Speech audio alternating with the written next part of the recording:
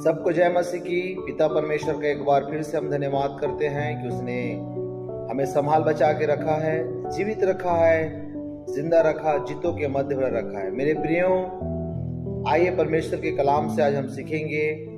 आज का जो विषय है, अपने अंगों को धर्म के हथियार बनाएं। मत्ती उसके 19 अध्याय उसके 12 पद में लिखा है, क्योंकि कुछ नपुंसक ऐसे हैं जो माता के गर्भ ही से ऐसे जन्मे हैं, और कुछ नपुंसक ऐसे हैं जिन्हें मनुष्य ने नपुंसक बनाया है, और कुछ नपुंसक ऐसे हैं जिन्होंने स्वर्ग के राज्य के लिए अपने आप को नपुंसक बनाया है। जो इसको ग्रहण कर सकता है ग्रहण करे। मेरे प्रियो, जब हम इस वचन के बारे में पढ़ते हैं तो लिखा है, दानियल, शद्रक, मेशक, अबेदनगो को नबूकदनेस्सर राजा अपने राज्य के लिए इन लोगों को चुराया गया था और इन्हें नपुंसक बना दिया गया था ताकि वह किसी लड़की के साथ सो न सके। उनका अंग काट दिया गया था। अगर आप अपने अंगों को धर्म के हथियार बना लेंगे तो आप दानियल, शद्रक, मेशक, अबेदनगो की तरह महिमा को पाएंगे।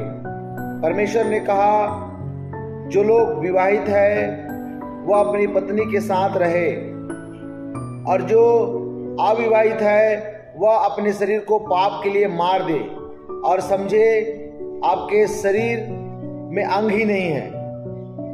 आज कलीसिया में बेदारी इसलिए नहीं आ रही है क्योंकि आज लोगों के शरीर जीवित है, और परमेश्वर ने कहा, अपने आप को नपुंसक समझे ताकि आप कभी गलत काम ना कर सके।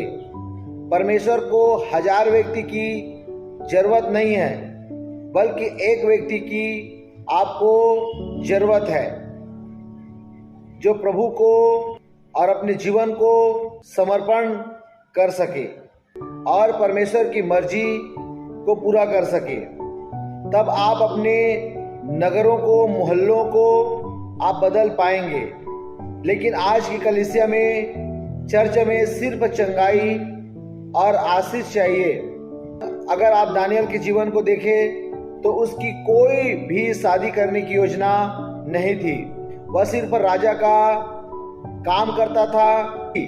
वह दिन में 3 बार यरूशलेम की ओर खिड़की खोलकर प्रार्थना करता था। वह दिन रात परमेश्वर की उपासना करता था, जिसके कारण परमेश्वर ने उसे अंत के दिनों के बारे में दर्शन भी दिए।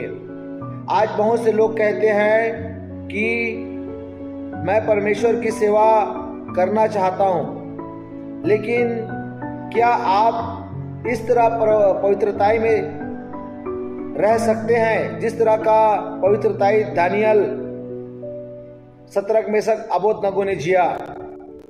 आप शैतान को पकड़कर उसे डांट नहीं सकते। अगर आप मसीहत में कामयाब होना चाहते हैं तो अपनी अभिलाषाओं को मार दे, क्योंकि संभव नहीं है कि आप अपने शरीर की इच्छाओं को पूरा करके परमेश्वर के लिए आप इस्तेमाल हो। आज आपको निर्णय लेना है कि आपको यीशु मसीह के सामने अपने शरीर को अर्पण करना है या पाप को। यह आप पर निर्भर करता है कि आप किस स्तर तक परमेश्वर के लिए इस्तेमाल कर सकते हैं।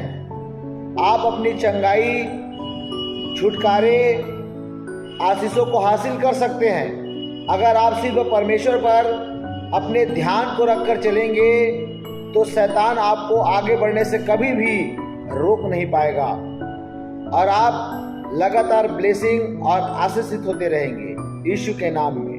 आमीन।